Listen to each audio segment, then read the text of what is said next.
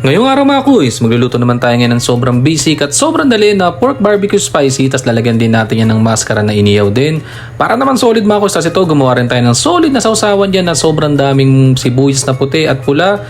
At nilagay natin yan ng siling pampapogi. Sinimulan natin sa pagpe-prepare ng ating mga karning gagamitin. Bali, napili nating part dito ng baboy yung batok. Bali, ang gagamitin lang natin dito sa batok, yung taba lang niya. Kasi napakasarap talaga ng batok ng baboy na taba. Lalo sa sinigang, nilaga at dito sa barbecue. Yan yung mga kuys. So, ang kapal nung taba mga kuys. Solid na solid. Pag walang taba ang barbecue nyo, hindi masarap yan. Tapos ito, nakabili rin tayo dito ng lomo. Hindi pa nakiwala yung lomo. Yun ang gagamitin natin laman sa barbecue natin. Para naman talagang sobrang lambot. Yung tipong saglit mo lang iyawin, pwede na. Yan yung mga kuys. So, itong parte ng lomo ng baboy, ito yung pinaka, kumbaga sa tenderloin. Ito yung pinakamalambot na parte ng baboy. Kahit sa mga baka mga kuys, solid yan. Tapos may mga nakita nga rin ako, kinikilaw nila to pero hindi ko pa na-try. Tsaka parang hindi ko kayang gawin. Yung tipong hilaw, kikilawin mo yung tenderloin ng baboy. Pag kami pagkakataon mga kuys, try din natin yung baka goods din naman yun. Kasi itong pinakataba ng batok ng baboy, tatanggalin lang natin yung balat yan kasi medyo may katigasan yan pag inihaw natin yan. Mga talaga wala ng balat. Talaga yung taba lang ang masarap talaga dyan sa batok na yan mga kuys. Ihiwain lang natin yan ng maninipis, yung tipong sasakto dun sa stick na pagtutusukan natin. Ganyan lang kakapal, ganyan lang kanipis. Ang gulo, no? Makapal, manipis. Kayo nang mag-adjust yan mga kuys. Yan, ha? Tayo hindi tayo masyadong perfect sa mga ganitong mga tusok-tusok na ihaw mga kuys. Kaya lang talagang minsan nasasarapan talaga ako sa inihaw na nasa stick kaysa dun sa buong liempo. Goods din naman. Ito kasi parang pagka bawat yung kuha mo dun sa pag-iihaw naman nakatusok sa stick mga kuys, parang di ka mauumay. Lalo na pagka isaw ng baboy, isaw ng manok. Talaga naman. Ang sarap talaga mga kuys. Yan, tapos iniwala natin naman ninipis yan tenderloin mga kuys. Tinan nyo naman, no? Sobrang nipis, sobrang lambot talaga niya. Usually mga kuys, ang luto naman natin dito, di ba? Yung pork steak, yung mga bistik Tagalog, yan ang bagay na bagay sa lomo ng baboy. Yan mga kuys. Naiwan na natin ng maninipis yan. Sakto ang hiwa yung mga pinagagawa natin dyan. Kasi ito, bababaran natin siya ng pineapple juice mga kuys. Kasi mga kuys, itong nabiling baboy, medyo high blood. Kaya lagyan natin ng pineapple juice mga kuys para bumaba yung high blood pressure ng baboy. So lagyan natin yan ng Mamacita's oyster sauce.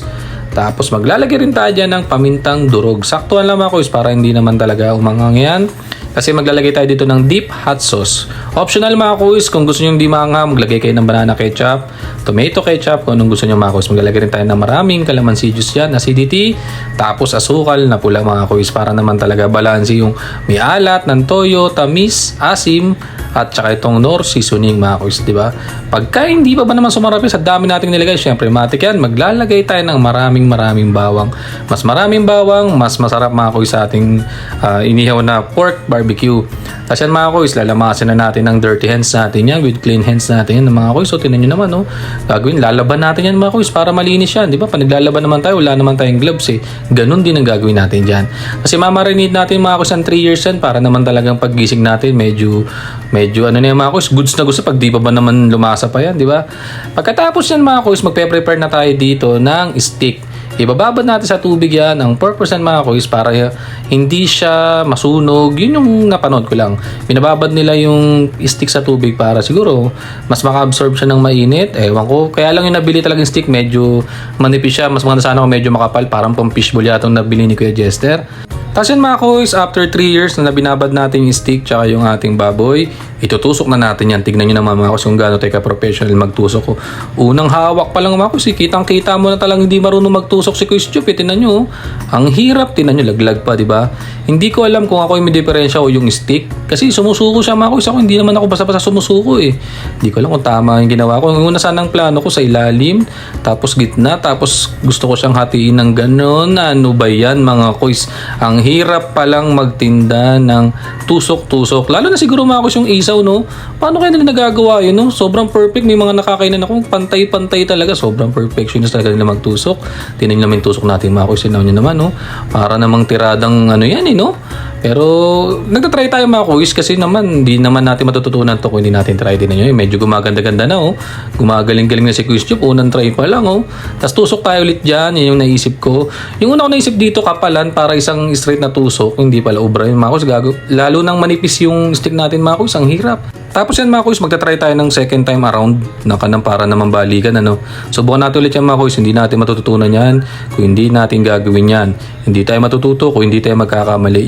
oh, di ba? Pagkatapos niyan, tutusok ulit tayo ng laman dyan. Alam niyo mga kuys, sobrang hilig ko sa taba. Parang gusto ko, puro taba na itusok ko dito, wala nang laman eh. Tapos yung medyo ihawin mo siya ng slow cook dun sa uling. Tapos yung medyo magtutusta siya, ay talaga naman kanin, talaga naman. Kasi bibilisan na natin mga kuys, hindi no, bigla akong bumilis, di ba? Gumaling si Kuis Job. After ilang minutes lang yan mga kuys, minutes lang yan, oh, naitusok ko na yan ng ganyan karami. Siguro mga 345 pieces yan. Yun, ang dami ko natusok mga kuys, pagod na pagod talaga ako dyan, sobra. Tingnan nyo naman kuys, so quality na no, pwede na siguro to sa mall. Tapos ito yung mga kuys, gagawa tayo ditong pamahid natin. Maglalagay tayo ng banana ketchup dyan. Tapos maglalagay ulit tayo ng deep hot sauce mga kuys. Yung deep hot sauce mga kuys, nabibili yan sa mga palengke. Tapos yan, maglalagay tayo ng mantika dyan para hindi naman madry yung ating iyaw. Kasi masarap talaga mga kuys pag iyaw, yung talagang papahid-pahiran mo ng ganyan, tapos umusok-usok, so mapoy-apoy. Yun yung masarap sa barbecue. Kasi pag di kayo nagpahid ng ganyan, magdadry yung barbecue nyo mga kuys. Yun yung nakakatulong dyan, yung mantika. Yung ketchup naman mga kuys, may lasa naman yung timpla natin. Para magadaling kulay. Tapos ito, naghabol si Kuya Jester dito ng mascara o tenga ng baboy. Kasi masarap din talaga sa iyaw yung mga kuys eh. Ito nga mas paborito ko pa kasi nga, yan, may cartilage. Alam nyo, nandyan yung collagen, tapos yung taba. Ang sarap niyan mga kuys eh. Gusto ko nang kainin kahit iyaw eh. Kasi lambot to, tinan nyo naman oh. Yan, quality, nilinis kay Jester yung tenga. Wala nang ayoko nang sabihin mga kuys, baka hindi tayo makakain eh. Tapos yan, hiwa lang din na natin ng maninipis yan. Tapos habang hinihiwa ko siya, iniisip ko rin kung paano ko siya tutusukin. Kasi nga, hindi naman talaga ako professional dito mga kuys. Pero hindi ibig sabihin nun, hindi natin gagawin yan. Tapos yung pinagbabarang ko dyan mga kuys, hindi pinagbabarang ko hindi sa pork barbecue natin. Diyan ko na rin siya binabad ng mga 2 years na lang mga kuys kasi baka hindi na siya makahabol eh. Tapos mga kuys, after mga ilang minutes lang din yan, saglit lang oh, para mga 2 minutes lang kasi konti lang yan eh. Yan na, nababad na natin ng maayos. Tapos dito na tayo sa labas, mag-iihaw na tayo ng pork barbecue na masarap pa dun sa nagtitinda ng cake mga kuys. So after nyan, sunod din natin tong tenga, tsaka may balat din dun. Pinag-iwalay ko yung mga tenga mga kuys, tsaka yung balat kasi talagang para, kaya ito kasi tenga masarap to, may konting lutong-lutong eh. Tapos yung papahiran natin ng banana brush na bibilihan sa Lazada, Shopee, type nyo na lang, organic banana brush. Isang gamitan lang yan mga kuys ha, hindi pwedeng gamitin bukas sa sugasan nyo, bad yun ha. Dito lang din ako bilib sa mga nagtitinda ng mga ihaw-ihaw talaga mga kuys. Ako nga oh, ngayon lang ako nag-ihaw pero talagang init mga kuys, lalo dun sa dun sa sa loob ng short ko, umiinit na mga kuys, maluluto na eh. Kasi nakadikit ako dun sa uling eh. Tapos ang pinakamahirap yan yung ganyan, no, tingnan mo nag-aapoy na, paano pipigilan yan. Kaya pala yung mga nagtitinda ng barbecue, meron silang pamaril ng tubig diyan para mapigilan yung pag-aapoy na yan mga kuys. Ang nangyari sa akin ngayon, habang pinapahiran ko siya ng mantika at ketchup, lalong apoy ng apoy, di ano mangyari? Di sunog yung niluluto natin mga kuys, pero di tayo papayag yan. Kahit mainit yan, babalik-balik rin natin yan. Pero alam niyo mga kuys, masarap nga sa barbecue yung ganito eh. Yung mabilisan ng apoy, basta lang talagang balik-balik rin mo siya kaysa dun sa slow cook na, yan, katulad nun. Siguro sa slow cook, maganda dito sa mascara at sa tenga. Goods yan. Kasi ito, gumawa kay Jester ng solid na sausawan. Maraming sibuyas, siling pampapogi, tsaka semi pampapogi. Naku naman, pag di pa ba naman sumarap yan, sausawan pa lang, talaga naman, ulam na. Tapos yan, nag-ayos na tayo ng pwesto dito mga kuys. Kung kayo na kasing side, hindi ko mahawakan yung stick eh. Ang init, pero actually mga kuys, mainit pa rin talaga. Sa susunod, gagawa ko ng mahabang stick mga kuys para naman di tayo mainitan dyan. Tapos pahid tayo dyan ng ating organic na sauce, tsaka organic na banana brush. Ang gusto natin dyan, every baliktad, papahid tayo ng papahid dyan para talagang malasa yung ating barbecue. Tignan nyo naman mga kuys, nagugutom na. Amoy pa lang, amoy ulam ng barbecue. Natural mga kuys, barbecue yung iniyaw natin eh. Pero sa totoo mga kuys, ang sarap ng pagkakababad ko kasi dati pa nagbababad lang ako, toyo kalamansi lang. Tapos ngayon nagtry ako ng merong pineapple juice. Ang sarap kasi mga kuys, hindi high blood si baboy kaya talagang di may ulo. Kaya mabilis na luto, ang lambot. Tapos mga kuys, ang gagawin ba natin yan? Titikman muna natin yan ng walang suka. Titikman natin yung talagang sauce lang muna, yung pinahid natin, tsaka yung minarinate natin.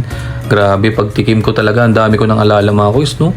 Simula pagkabata ko, hanggang ganito, bata pa rin ako, batang isip pa rin. Tapos mga kuys, sinunod ko, naglagay tayo ng sausawan na ginawa kay Jester. Pagtikim ko mga kuys, sabi ko, ay, mas masarap pa rin ako maggawa ng sausawan kay Jester.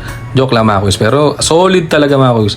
And mga kuys, nakaluto tayo ng sobrang basic at sobrang daling pork barbecue. Salamat mga kuys, kain!